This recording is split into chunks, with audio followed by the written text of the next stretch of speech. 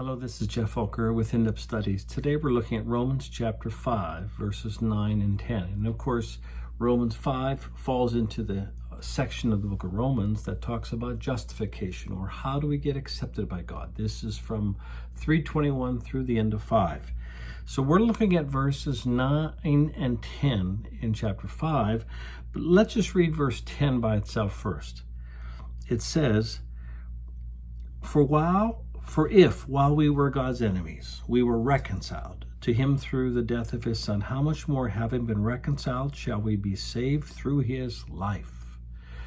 Well, sometimes this passage is used in order to defend the notion that in order for us to be accepted by God, we not only must have our sins forgiven by Jesus' death on the cross, but also he must obey the law perfectly for us. It's only when we have both of these things that we are accepted by God or justified.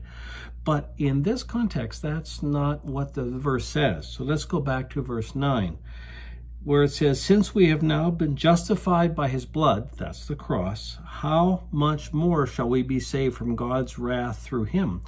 For if while we were God's enemies, we were reconciled to him through the death of his Son, how much more, having been reconciled, so we already are reconciled, shall we be saved through his life?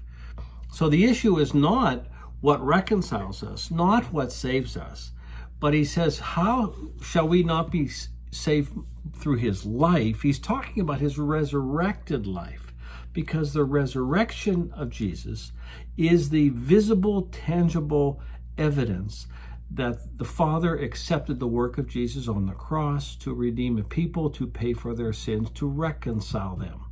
That is, to reconcile all those that the Father chose from every tribe, nation, and tongue.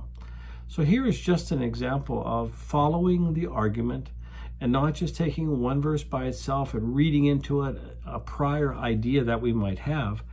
And we can all fall into this trap, but follow the argument. So here we are reconciled through the cross. And the evidence that we have been reconciled by Jesus through the cross is his resurrected life. That is the proof. And that's why the resurrection is absolutely key with regard to our salvation, because that is what tells us that the work of Jesus on the cross was accepted by the Father on behalf of all those whom he represented. So thank you very much. And if you want to look at more of Geoff's thoughts, go to youtube.com, where you can subscribe to them. Thanks so much. Bye-bye.